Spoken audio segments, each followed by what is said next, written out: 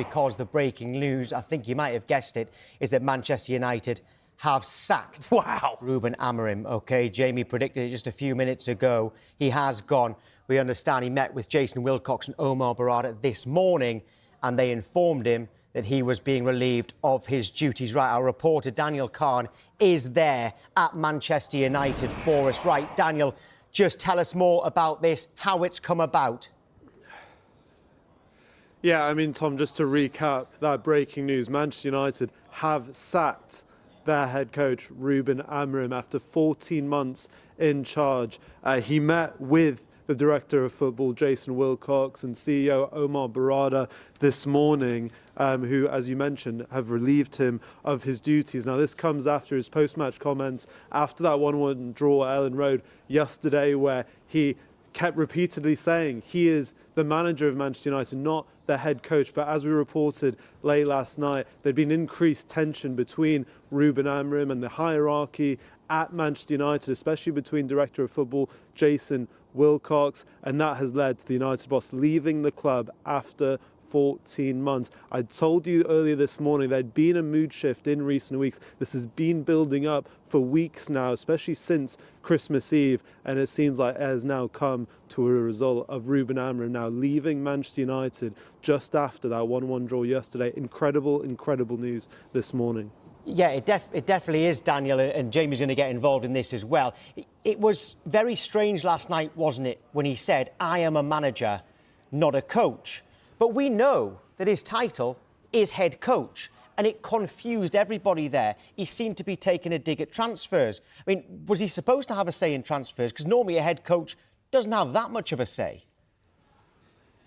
Yeah, Tom, I think there's two components to this. I think there's one that I think when he was referencing he's a manager, and he also referenced big names like Thomas Tuchel, Jose Mourinho, Antonio Conte. I think what he was saying there is he doesn't want to be dictated to like these big name managers in terms of their style of play. They will play however they want and deploy their teams however they want to win football games. And as we reported last night, a lot of this strained relationship between Amorim and the hierarchy had been about the tactical approach of the team this season. We know Amorim has always consistently been bullish about his 3-4-3 system. We've seen that tweaked in recent weeks against the likes of Bournemouth, that 4-4 draw at Old Trafford, the win against Newcastle. But then in the last two games, he reverted back to his 3-4-3 against Wolves, Leeds yesterday, two uninspiring performances.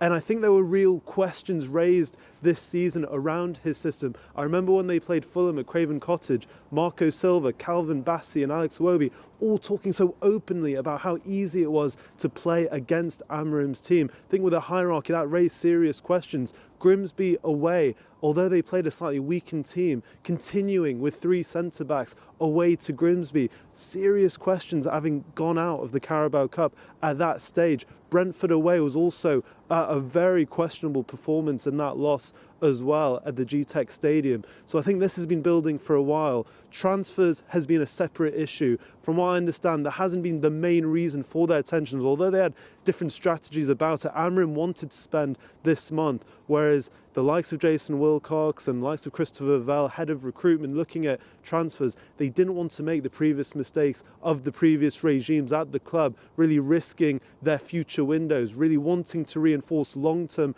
the midfield, for example. We know they have a short list of the likes of Carlos Baliba, Elliot Anderson, Adam Wharton. If they spent this month, that would put moves like that in jeopardy, and that's something, while being sixth in the table and just a few points off a Champions League place, they don't want to do this month. So look, there's been a few components to this, and it just felt like they ended up on the wrong sides of this argument, and now that has resulted in Ruben Amorim leaving the club.